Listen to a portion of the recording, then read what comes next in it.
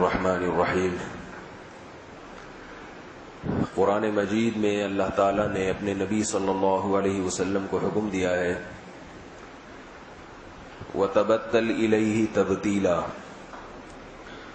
فرمایا لوگوں سے کنارہ کشی اختیار کر کے اللہ کی طرف رجوع کریں، یعنی سب لوگوں سے منہ موڑ کر اپنا رخ کس طرف کر لیں؟ اللہ کی طرف۔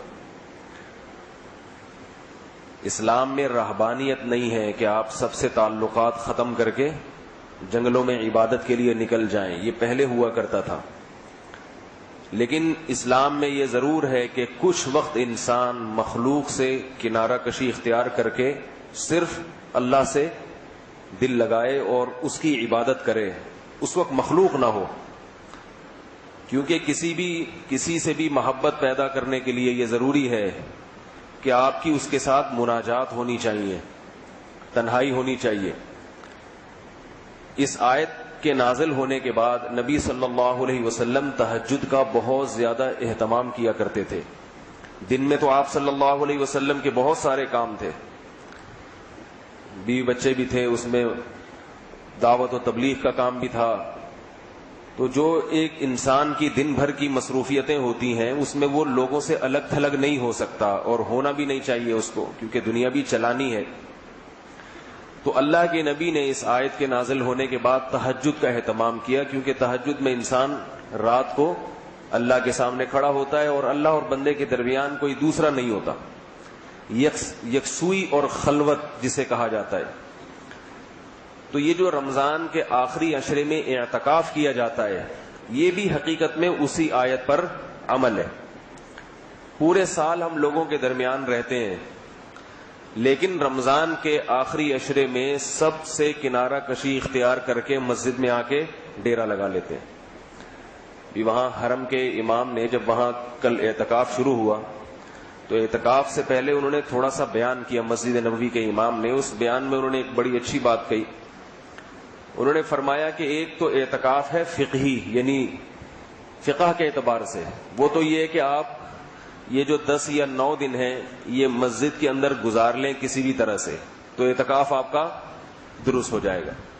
لیکن یہ اعتکاف کی روح نہیں ہے، روح نہیں ہے۔ جیسے ایک روزہ ہے، دن میں آپ بھوکے پیاسے رہ لیں تو روزہ تو ہو جائے گا، لیکن روزے کے مقاصد کب حاصل ہوں گے؟ جب روزے کو روزے کے طریقے سے گزارا جائے، اس میں غیبتوں سے بچا جائے، تلاوت کا اہتمام کیا جائے۔ تو اعتکاف فقہی اعتبار سے تو پورا ہو جاتا ہے، آپ 10 دن کسی بھی طرح سے آخری عشرے میں مسجد میں آ کے پڑھ جائیں، چاہے سارا دن سوتے رہیں، کچھ بھی نہ کریں، تو معتکف تو کہلائیں گے آپ۔ لیکن اعتکاف کی جو روح ہے وہ حاصل نہیں ہوگی۔ وہ روح کیا تھی کہ لوگوں سے ہر ایک سے کنارہ کشی اختیار کر کے اپنے آپ کو اللہ کے سامنے پیش کر دینا۔ نبی صلی اللہ علیہ وسلم یہی کیا کرتے تھے، اور پردے لگا لیا کرتے تھے۔ پردے کا مطلب کہ اپنے آپ کو لوگوں سے چھپا لیا، لوگوں سے چھپا لیا اپنے آپ کو، تاکہ یکسوئی سے اللہ کی طرف توجہ ہو سکے۔ تو اعتکاف میں اس بات کا خوب اہتمام کرنا چاہیے، اپنے موبائل فون کو بند کر دیں، لوگوں سے بات چیت ختم کر دیں کچھ وقت کے لیے۔ کوئی بہت ضروری بات ہو، ایک ایمرجنسی ہو، ایک الگ چیز ہوتی ہے، اور یہ اس وقت کو غنیمت سمجھیں کہ اللہ نے 10 دن ہمیں دیے ہیں مسجد کے لیے، تو یہ اللہ کی ہم پر بہت بڑی نعمت ہے، اللہ کا ہم پر بہت بڑا احسان ہے۔ ان 10 دنوں میں ہم کچھ بن جائیں۔ اللہ کا ذکر کرنے سے، تلاوت کرنے سے، نماز پڑھنے سے، دعائیں مانگنے سے انسان کو یہ عبادتوں کی فضیلت تو حاصل ہوتی ہے۔ نماز پڑھنے سے نماز کا ثواب بھی ملتا ہے، تلاوت کرنے سے تلاوت کا ثواب بھی ملتا ہے، مگر ساتھ ساتھ ایک اور کام ہوتا ہے کہ اس کا دل بننا شروع ہو جاتا ہے۔ مدینہ منورہ میں ایک ہارٹ اسپیشلسٹ ملے مجھے، تو وہ کہنے لگے دل کی کوئی بیماری ہو تو بتائیں۔ میں نے کہا ایک کامن بیماری ہے کہ دل جو ہے ہمارا اللہ کی طرف مائل نہیں ہوتا، کوئی ہارٹ اسپیشلسٹ اس کا علاج بتا دے۔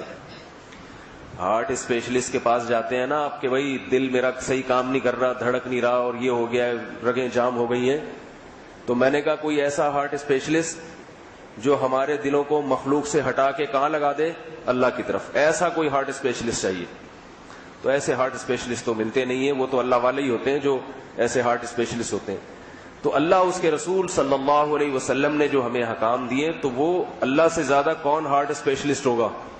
تو اللہ نے کہا تمہارے دل کے اندر جو گندگیاں بھری ہوئی ہیں دنیا کی، پیسے کی محبت، دولت کی محبت، دنیا دنیا دنیا، بس میں زندہ رہوں، زیادہ سے زیادہ میں مروں نہیں، تو یہ جو دنیا کی محبت کے گٹر ابل رہے ہیں جس سے انسان ڈپریشن کا مریض بنتا ہے.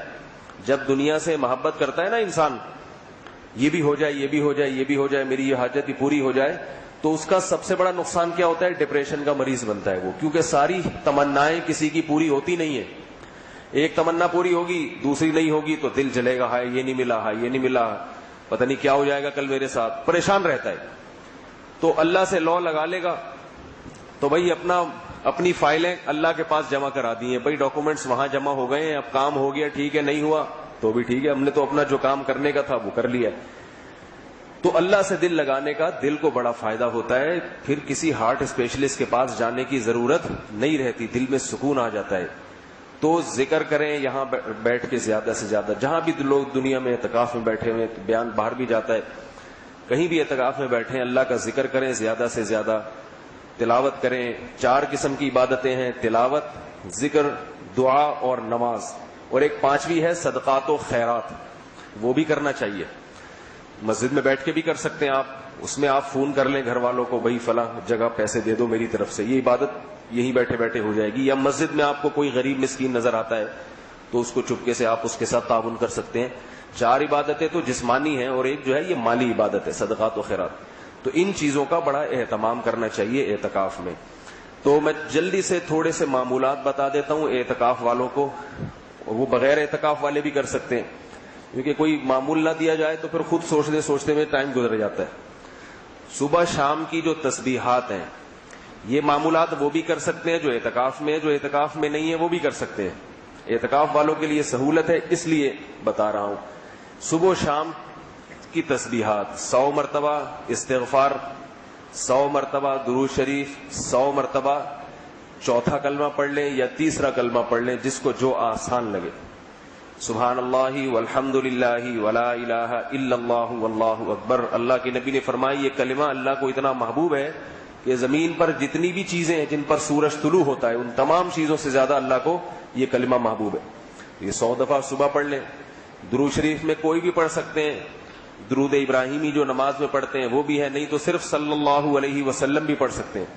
اور استغفار کی تسبیح استغفر اللہ ربی من کل ذنب واتوب الیہ، اس میں ترجمہ اور مفہوم سوچ کے پڑھیں کہ اللہ میں ہر وہ جرم، ہر وہ گناہ جو میں نے آج سے پہلے کیا ہے، ہر اس گناہ سے میں تجھ سے توبہ کرتا ہوں، ہر وہ گناہ. اور اپنے گناہوں کو یاد کر کے استغفار کرنا چاہیے، ایسے نہیں کہ رٹا رٹایا بس ایک پھیرا گھما دیا اس میں. تو یا کسی کو یہ تسبیح بھی یاد نہیں ہے تو صرف استغفر اللہ، استغفر اللہ، اے اللہ میں تجھ سے اپنے گناہوں کی معافی چاہتا ہوں. تو یہ 100 دفعہ صبح پڑھ لیا جائے درود شریف، اور یہ جو ہے یہ تسبیح تیسرا کلمے کی یا چوتھے کلمے کی، اور 100 دفعہ عصر کی نماز کے بعد پڑھ لیں. تو یہ نبی صلی اللہ علیہ وسلم نے اس کے بہت زیادہ فضائل بیان کیے، تو کم سے کم بتا رہا ہوں میں، کوئی زیادہ کرنا چاہے تو اس کی مرضی، اچھی بات ہے. اور دوسرا ہے تلاوت میں کم سے کم روزانہ 1 پارے کی تلاوت کی جائے لازمی. جو 1 پارہ بھی تلاوت نہیں کرتا نا روزانہ وہ تو گویا قرآن کا حق ادا ہی نہیں کر رہا ہے. اور جن لوگوں کی تجوید درست نہیں ہے یا انہیں قرآن پڑھنا نہیں آتا تو وہ روزانہ آدھا یا پونا گھنٹہ قرآن سیکھنے پہ لگا دیں. کسی بھی قاری کو پکڑ لیں، یا قاری صاحب بھی ہیں اور بہت سارے دوسرے قرہ بھی ہیں، بھائی مجھے روزانہ آدھا گھنٹہ 45 منٹ قرآن پڑھا دو. سمجھ رہے بات کو؟ اور یہ ایک چھوٹی سی بات آپ کو کر رہا ہوں کہ جو آپ پر احسان کیا کرے نا اسے کچھ ہدیہ بھی دے دیا کرو. اب روزانہ کسی قاری کو آپ بٹھا دیں، وہ اس بیچارے نے اپنا وقت نکال کے آپ کو روزانہ پڑھا دیا، تو اس کو نہیں بتائیں کہ میں آپ کو پیسے دوں گا، فی سبیل اللہ ہی پڑھا رہے ہیں، لیکن دل میں نیت کر لو کہ انشاءاللہ ان کو تھوڑا سا میں کچھ منہ بھی میٹھا کر دوں گا ان کا، کیونکہ حل جزاء الاحسان الا الاحسان. اللہ فرماتے ہیں کہ نیکی کا بدلہ کیا ہے؟ نیکی ہے. تو وہ اخلاص سے آپ کے ساتھ محنت کر رہا ہے تو آپ بھی تھوڑا سا اس کا جو ہے نا وہ اس سے برکت ہوتی ہے. جو بھی آپ کی جو خدمت کرتا ہے نا اس کا آپ اس کو صلہ دیں گے، صلہ دیں گے، یہ قرآن کی اجرت نہیں کہلائے گی. اگر آپ اس کو صلہ دیں گے تو اس میں برکت ہوگی، برکت. اللہ تعالیٰ کہیں گے کہ دیکھو اس نے اس خدمت کی قدر کی ہے، اس نعمت کی قدر کی ہے اس نے. تو تھوڑا سا وقت نکال کے، اور یہ دینا ضروری نہیں ہے، کہیں کسی کے پاس نہیں ہے تو نہیں دے. ویسے ہی پڑھ لے, پڑھے ضرور, یہ دعائیں دے دے, سب سے بہترین چیز ہے, اس کو دعائیں دے دے استاذ کو اپنے. تو آدھا گھنٹہ پونا گھنٹہ نکال کے تجویز سیکھ لیں, جن کو نہیں آتا تو ان کو انشاءاللہ تلاوت ہی کا اجر ملے گا. تیسری چیز ہے نماز. تو نماز میں باقی فرض نمازیں سنتیں تو پڑھتے ہی ہیں, تو 8 رکعتیں تہجد کا اہتمام کر لیں. کتنی رکعتیں؟ 8 رکعت. اس 8 رکعتوں میں اگر کوئی حافظ ہے تو دن میں جو پارہ اس نے پڑھا ہے وہ 8 رکعتوں میں دہرا لے اس کو. سمجھ رہے بات کو کہ نہیں سمجھ رہے؟ اعتکاف میں بہت سے حافظ بھی بیٹھے ہوتے ہیں, تو وہ 8 رکعتیں تہجد میں دہرا لے. اور تہجد میں جماعت افضل نہیں ہے, کیونکہ جماعت سے جب تہجد پڑھیں گے نا تو وہ یکسوئی والی کیفیت ختم ہو جاتی ہے. تہجد کہیں اپنے کونے میں کھڑے ہو کر اللہ سے دل لگا کے بس وہ اسی طرح سے پڑھ لیں تو زیادہ بہتر ہے. جماعت سے تہجد کا پڑھنا جائز تو ہے مگر بہتر نہیں ہے.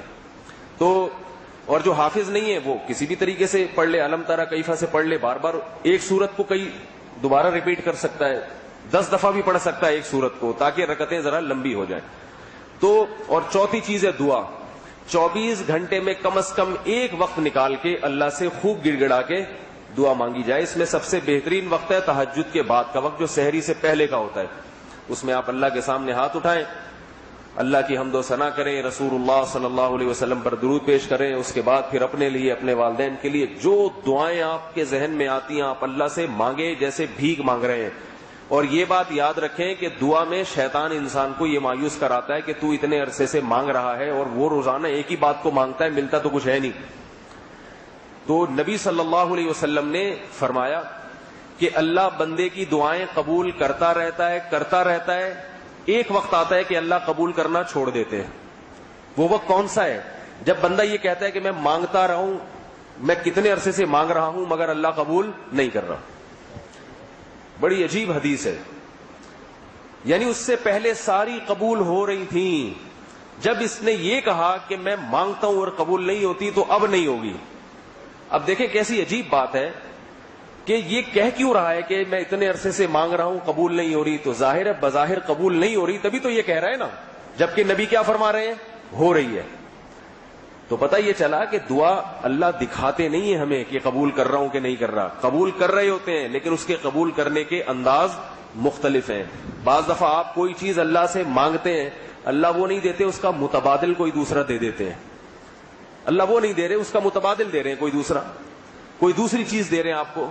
بعض دفعہ آپ کوئی دعا اللہ سے مانگ رہے ہیں, اللہ نے وہ آپ کی حاجت تو پوری نہیں کی لیکن اس کے بدلے میں کسی مصیبت کو آپ سے ٹال دیا. تو ہمیں تو یہ چیزیں نظر نہیں آ رہی ہوتی. اس میں اللہ کی حکمت یہ ہے کہ اگر اللہ ایسے دعائیں قبول کرے نا, ادھر آپ نے مانگا اے اللہ مجھے 500 روپے دے دے, اور ادھر کوئی جیب میں 500 روپے ڈال کے چلا گیا, تو سارا دن بیٹھ کے پھر لوگ دعائیں مانگتے رہیں گے, غیب پر ایمان ختم ہو جائے گا.